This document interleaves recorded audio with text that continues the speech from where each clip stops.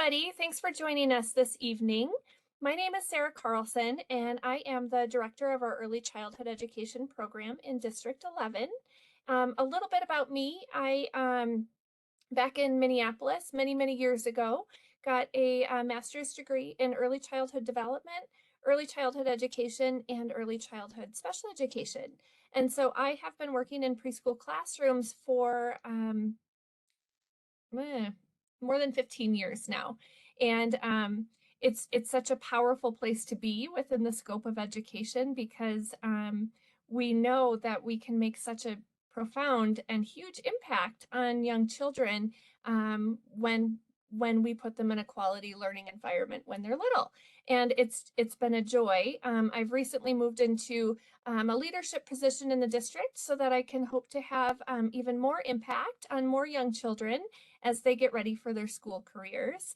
And but being in the classroom is still my very favorite thing to do. And one of the things I love doing is reading with young children. And so that's something I think we'll talk about tonight. The goal of bringing us together and doing this webinar is really to create kind of an opportunity for us as a community to talk about school readiness for our young children and to just maybe learn some tips and tricks, problem solve together, and really just build out that community so that all of our young learners are getting everything they need at school and everything they need at home and are really set up for success. And so, so here's what I'm thinking we can do tonight. What I'd like to do is spend a little bit of time just talking about some strategies that you might use when you are reading aloud with a young child.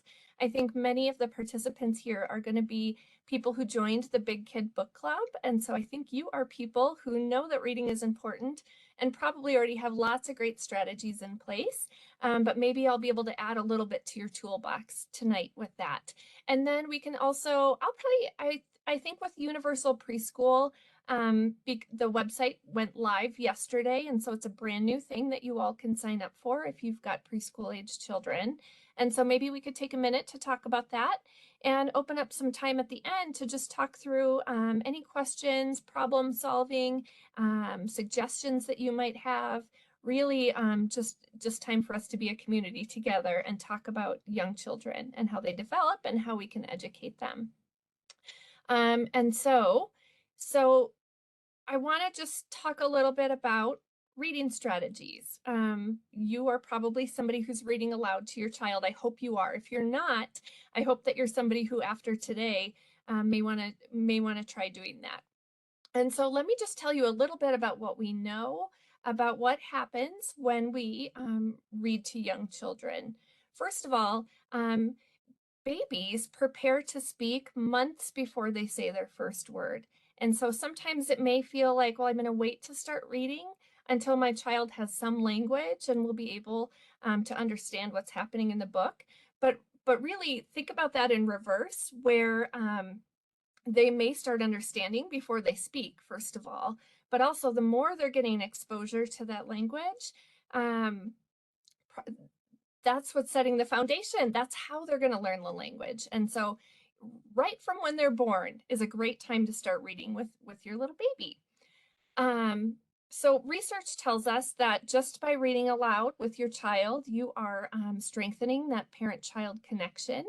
You are improving their language and their listening skills. You're increasing their vocabulary. You are improving their sense of being somebody who's going to have a lifelong love of reading. And what research has also shown is that just sitting and reading with the child really primes them for learning when you're in that moment. What happens when a child is feeling connected with you in this moment of reading together and they're feeling safe and with their parent who they love to be with and doing something calm is that all of those kind of alarm centers of the brain really quiet way down. And then their brain is primed to just light up with new learning. And so it really is a powerful way for children to learn. And then specifically around what we call interactive reading. Interactive reading is shown, I lost my notes. Give me 1 second here. I want to make sure I say this the way I want to say it, right? Interactive reading improves comprehension. attention, and social skills. So this is with like using brain scans and MRI imaging. You can really watch what happens when children are given the opportunity to kind of interact with you around the story as it's being read. And so that's the part I thought we could focus on today, is just looking at a couple of books and looking at some specific strategies and kind of what they look like in action. And so I think this is a little bit of a sneak preview. I asked to use as an example today the books that are coming out for January. And so maybe you just got this book, or maybe you haven't yet, but I think most families are getting Biscuit Goes to School for their January book. So I thought, let's look at that one. And then some families are also getting, instead are getting, it's called The Lion and the Mouse. And so we can look at that book as well. So I'm just going to go through some strategies and use the book as an example while I do that. Oh, and Paige's noting they're going to come out at the end of this month, so not too much longer, but you're going to have all kinds of ideas when you get this book in the mail. Okay, so I think the first strategy that I want to talk about is one that comes pretty naturally to most readers, people who are reading with young children, and it's an especially helpful strategy for interactive reading with very young children. So these would be your 7, 8, 9-month-old babies all the way up to maybe your 2-year-olds. Tends to be when this is a fantastic strategy to use, but you can also, I'll show you how you can stretch it a little bit too. And that strategy is just labeling. And there's a easier way to label and a trickier way to label. And so for example, in our Biscuit book, the easier way, the first step of labeling would be that I'm the one saying the word and you're just showing me which picture is that word. So I might say, where's the bus? And then the child can point to the bus. So they didn't have to come up with the word. They just had to hear it and go, I know what that is. And then the slightly trickier level is you're pointing to it and asking the child, what is this? And now they've got to think about, I know that word. I know what that is. That's bus. And then they're saying bus, right? So labeling is pretty straightforward. It's a great strategy, but I think I've noticed sometimes it's an easy one to get stuck on because it works so well and kids respond so well to it. But especially as children's language develops and becomes a little bit more complex, there's lots of other strategies we can use instead of labeling. And so the first one that I'm going to talk about, I call it completion. And so that's just giving the child the opportunity to complete a familiar sentence. This is really nice in books that are repetitive. So maybe on each page, the same thing is being said over and over. Or it could be just a book that you read a lot. And so your child should be familiar kind of with the end of a sentence. In this Biscuit books, there's kind of 2 ways I could see doing it. Again, just on this, I don't know, one of the first pages here, you can read, here comes the, and you could give a clue. The last word there is bus. So here comes the, and the child can say bus. Or it could be good night moon, right? There's lots of repetitive language in there. And so you may leave out some of it so that the child can say it. And also in this Biscuit book, there's a lot of, I'm sorry if you can't see this, woof, woof at the bottom. And so over time, your child, if you were to be reading this and say, here comes the bus, woof, woof, and then you do that on a few more pages, eventually you could probably just give this little clue of pointing and see if your child will say the woof, woof part. And that's also kind of imitating reading when it's in the text like that and you're pointing it out. So that is completion. Another strategy that you can use is recall, and that's just stopping at any point in the book to talk about something that happened earlier in the book. And so I'll see if I can give an example here from Biscuit. On this page, it says, Biscuit wants to play ball. And so I might go to the next page and say, oh, now Biscuit wants to hear a story. What did Biscuit want to do before? And so the child can think about, well, he wanted to play ball, or maybe the child will think of something from a few pages ago. Either way would be great, right? Just getting them to think about, it's not on this page, but what else do you remember about something that happened? We use this a lot at the end of a book with 3- and 4-year-olds to talk about kind of lots of things about the story. Trying to think if I want to say anything else about recall. Lots of ways you can use that. I think just asking your child to help summarize, or it could be a really specific question. You know, maybe you're reading a book where a little boy falls off his bike and gets hurt, and then lots of other things happen, and you could ask, how did the little boy get hurt? That kind of a thing. The next one that I want to talk about is open-ended questions. We love open-ended questions in preschool. So an open-ended question would be doesn't require a concrete yes or no answer, or sometimes it's a question where there's no wrong answer. And so it's not what color was that, but let's see. I'd love to give an example from the book here. Biscuit is going to school is what the text says. And so you might say, why? Why do you think Biscuit wants to go to school? Or what do you think he's going to see in school? How is he going to feel about going into school? So these questions where the child can really just kind of tell you what's on their mind around that question. And it could even become a conversation. It could have lots of back and forth. Sometimes with our younger children, it's going to be a pretty short answer, but it's still a more open question. Another really common open-ended question that we like to use in preschool would be like predictive questions. So Biscuit is going to school. Oh, what are the kids going to say when they see him? What are the teachers going to think when they see him? Do you think he's going to like it in school? Any questions you can come up with where the child kind of has a chance to riff with you a little bit and just tell you what's on their mind. And there's only a couple strategies left that I want to talk about. The next one is WH questions. Those also are sometimes open-ended questions, but they are, our preschool age kids are really primed for what, where, how, who, when type questions. What and where tend to be the easier, earlier ones that we work on. And then we get into those more advanced why, how, who questions a little bit later. I probably already used some WH questions when I was giving open-ended question examples, but it could be as simple as what is that? It could be where is he going? It could be why is he going to school? And so I think, you know, I didn't spend a lot of time with these books before we started here today because it's something you can just do naturally in the moment.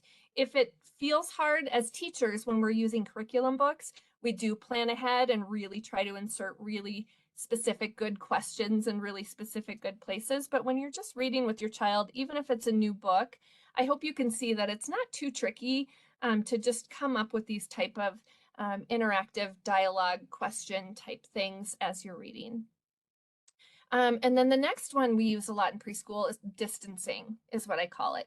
So distancing would mean we're reading about it in the book, and now let's connect it to your real life. So this works pretty easily with this book about school, right? So you could be asking your child, Biscuit is going to school. What if he went to your school? What would he see there? You could ask lots of questions about your child's school just based on the fact that Biscuit is going to school. Let's see. Biscuit is a puppy. Have you ever seen a puppy before? Where was that puppy that we saw? What was that puppy's name? Did he like to play with you? So anything you can find, you know, let's see here. Oh, Biscuit wants a snack.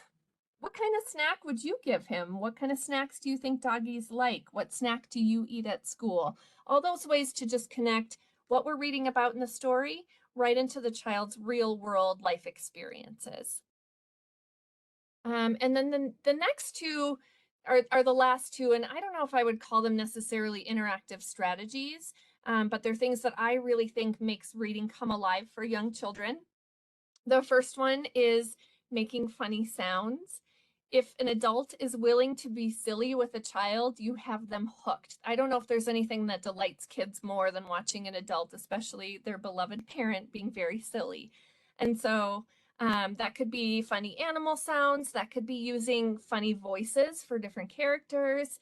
I guess I'm thinking about, you know, where it says woof woof really frequently throughout this book, you could do that in all kinds of funny ways. Really low voice, really high voice, who knows what you and your child could come up with, but it just makes the book that much more kind of entertaining and interesting, and just brings delight to the whole process of reading. And then the other thing that I wanted to just specifically mention, because it's really powerful at the preschool age, is to focus in on emotions. And so we're really working with preschool age students, but I would say absolutely toddlers as well, at looking at how to label emotions as one of the first steps, and then getting into kind of the whys and hows and what they could do with those emotions a little bit later, still later preschool, I guess I would say. But it depends on your child too. And so I'm just looking at the page I'm on, and without knowing a whole lot about the story, if you can see, this little girl's got quite a facial expression there. And so that's a place where I would pause and say, oh my goodness, how is she feeling? Look at her face. How is she feeling? Oh, and then you could talk about why. Why is she feeling that way? What could help her if it's a negative emotion? We like to talk about, she's really mad. So what can she do because she's so mad? What does she need to say to somebody to tell them? Or would it be okay if I'm trying to think of a good example and nothing's coming to mind. What I'm thinking of is like punched somebody because she was angry, right? No, that wouldn't be a good idea. What could she do? Those kinds of things. If your child looked at this picture and said, well, she looks happy. Again, I'm going to try to just make it pretty clear. She doesn't really look happy in that picture. I might pause there. If I said, how does she feel? And the child said happy, I might say, oh, happy. Here's what my face looks like when I'm happy. Show me your happy face. So maybe that's telling me they're not quite ready to look at a picture of a face and know what that feeling means. But they did say a feeling word, didn't they? And so let's just spend a little time teaching about that. What does happy look like? So that's kind of an example about kind of folding in some feeling concepts, emotion concepts into your reading. And that's kind of the list of strategies that I came up with for tonight. And so I think I'm going to run through it a little bit more quickly. But if we do it with a second book, it might help just create a little flexibility, or maybe we'll drive home the kind of the idea of a new strategy. And I really haven't spent a lot of time with this book, but I'm just trusting that I'm going to be able to figure it out as we go. And so in this book, it's starting out talking about there was a happy little mouse who lived in a faraway jungle. He loved to run. He likes to do all of these things, and he can always find plenty of fruit. So if I go back to that first very early kind of interactive strategy, which is labeling, we can remember there's two different ways we could do that. The easier way would be to say, where's the mouse? Or where's the banana? Where's the tree, the leaf, that kind of thing, and the child is pointing.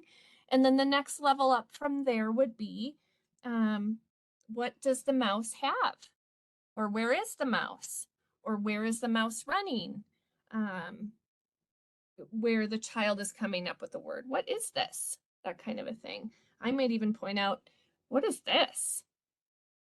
Shadow, that's a little bit trickier, right? So depending on kind of the developmental level of your child, you can really play with that. And then the next strategy is that completion strategy. I'm not sure if I'm going to find a good example for that in this book, just because I'm not that familiar with it. I think I'll skip that one, but just as a reminder, completion would be with a repetitive book or a book that your child knows really well, leaving lots of blanks for them to fill it in. For open-ended questions, I guess a what question or a open-ended question would be, let's think here. Why is he so happy? What does he like about being in the jungle? And that was kind of in the text, so they could draw on some of that. Maybe that's something I'll point out. When you can, depending on the level of your child, you might want to ask questions where they can look at the picture to get help. Or you might want to use questions that the picture might not give really good clues, and the clues are really in what you just read. And then the next one would be those WH questions. I think I already listed some of those. Why is he running? Why does he like being in the jungle? What is he holding? How is he feeling? Those would all be great questions to ask just from this one picture. And then distancing. He's got a banana, so I could talk about bananas. Do you like to eat bananas? Do they ever have bananas for you at school? He's running in the woods. Do you like going in the woods? Remember that time we went in the woods and you were, whatever that story might be about, when the child was out and about in the woods. And then, again, the funny sounds. This book, one thing I did catch is it's got dialogue where the mouse is talking for part of it and there's a lion. So the lion is talking for part of it. So if I was reading this book to a child, I would probably definitely be using different voices for each of the characters. And I get pretty extreme with it and silly with it and have fun with it. It just captivates young kids when they watch adults do that. And then I think, oh, this book has tons of emotional language you could use. Look at this mouse right there. He's clearly got some emotions you could talk about, and you could connect that to real life. Have you ever been scared, or what things make you feel scared? Pretty easy here to look at. There's been a big change for the lion, and so that's a new feeling that the lion has that you could be talking about with your kids as you go through. And so I think I'm going to leave it there. So that was kind of just a quick run through of strategies that you could use when you're doing interactive reading with your Big Kid Book Club books, any books you're getting from the library, the favorites at home that you've read 1,000 times. And I think I'll mention too, these strategies that we talked about don't have to be used on every page. They don't have to be used every single time you read, but they're a nice way to fold in lots of learning, lots of conversation and connection, and lots of engagement with your child around reading. When you fold them in, you're the parent. You know how often they're going to want that. Sometimes they just want you to read the story, and that's okay too. So that kind of closes out the kind of school readiness, interactive reading section of this webinar and opens up time. I thought, I might just keep presenting to you for a minute and talk about Universal Preschool just for a minute, and then we can go into questions. What I'd love is if you have questions, you could put them in the chat and I can just read them out, and we can talk about them that way. Don't be shy. We can talk about anything we want here. This is our early childhood community. And usually if it's something one family's going through, it's something another family could benefit from hearing about as well. So a little about Universal Preschool. District 11 and really everybody, all of our neighboring districts, everybody in town is switching over to a universal preschool system that starts for next school year. And the big change that comes with that is the enrollment process. So if you want to enroll your child in free preschool for the next school year, you need to start at the Universal Preschool website. And I'm hoping maybe Paige can put that in the chat for you if you haven't gotten that message already. Oh, she's already on it. Thank you, Paige. Go ahead and if you can see the chat, maybe you're on your phone right now, but I think there's still a way to copy that link. You can also always email me at sarah.carlson@d11.org. I don't know, Paige, if maybe you'd be willing to put that in the chat as well. Any questions that you have around anything we talked about already or anything we talk about after this, I'm happy to take emails. But you go to the Universal Preschool website, and I'm hearing it takes about 5 to 7 minutes to apply. The only documentation that you need for the application is proof of income. So you have your proof of income ready. I've heard that even photos work, so it doesn't have to be like a PDF scan even, but you've got to have proof of your income, and then you're ready to do it. And you're just going to input some very simple information based on what you plug into that application. The website is going to tell you how many hours of preschool your child qualifies for. And then you can start browsing for providers. If your child is a 3-year-old, so Universal Preschool is specifically for children in their final year before they go to kindergarten. So we call them 4-year-olds, but sometimes they're 5-year-olds if they're missing that cutoff.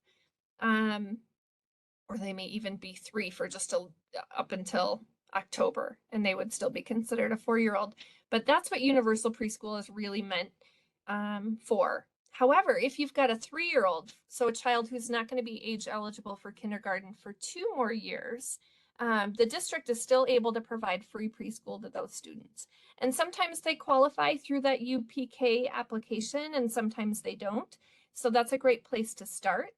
Find out if they qualify, and that would be whether or not they qualify is going to be based on income, language learning, foster or adoption placement. If your child has an IEP, they automatically qualify. I might be forgetting one. Maybe that's it. And so, so if you do that with your 3-year-old and the response you get from the website is that your child is not eligible, you can still come to our website and apply, and we will still try to get your child into preschool for free. But going back to the process, you apply, you choose which locations or which providers that are out there are ones you would like to participate with. And then the Universal Preschool website system sends us a batch of applications every couple of weeks. It's going to be almost a month for this first batch, but then they'll start coming quicker. And then we've got a little bit of time to look for where we can place your child and match you up. And then you get a response from us and from the state saying we were able to place your child. Here's the next steps. With any district program, and I think this will be true for private providers as well. After you've been accepted into the program, there's another set of kind of documents and layers of information we need to capture just before your child can actually start in the classroom. But that's pretty simple too. And if you're joining us in District 11, we really walk you through that whole process. So I'm trying to think of what else to say about Universal Preschool. Maybe I'll just stop there, and if anybody's got any clarifying questions or anything like that, you could put them in the chat and we'll talk about it that way.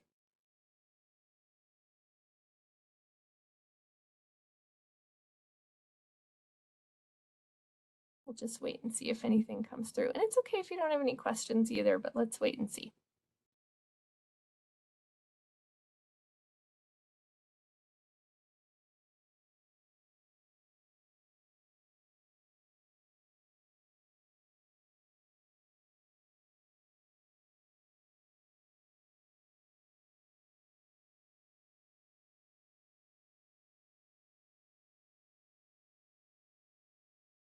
Okay, Deborah, thanks for asking. How many hours of preschool does Universal Preschool provide? So there's different levels of kind of time in preschool depending on how you respond in that application. So, and this is for next year, and so it might change after that, but for next year, 3-year-olds who qualify through the Universal Preschool program are eligible for 10 hours of programming per week. And so in our district, what that will probably look like would be a 2.5-hour session, likely in the morning, Monday through Thursday. So that would add up to those 10 hours. And then 4-year-olds next year are all going to be eligible for 15 hours of Universal Preschool per week. And so that may look like a 3-hour and 45-minute day in the afternoon, 4 days a week. It might look like a 3-hour day, 5 days a week. We're still kind of trying to iron that out, but 4-year-olds can have 15 hours per week. And then if that 4-year-old also has any of those risk factors that I talked about, so that would be a child who's still learning English, and based on your income level, a child who has an IEP, a child who's homeless or is in a foster or adoptive situation would qualify above that 15 all the way up to 30 hours of free preschool per week. And so our district is planning on offering all 3 of those options to our families next year. So 10 hours, 15 hours, or 30 hours, depending on what your child qualifies for. And I want to mention too, if you have a 4-year-old and your child qualifies for 30 hours of preschool per week, but that's not what your family wants, you are certainly welcome to apply for either a 15-hour program or a 10-hour program. Likewise, we may have some 4-year-olds who are automatically eligible for 15 hours per week, but they may find that they would rather do kind of a little bit less and do a morning session, something like that, and go to a 10-hour program. And that's perfectly okay to do too.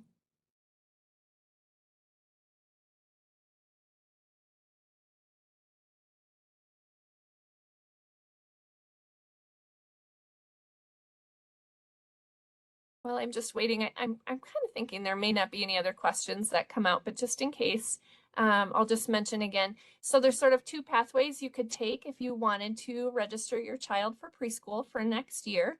You can go to d11.org/preschool, and we'll have the option for you to enroll your 3-year-old who didn't qualify through the Universal Preschool system. And we'll also have a link right to that Universal Preschool website right there, so you can start that process.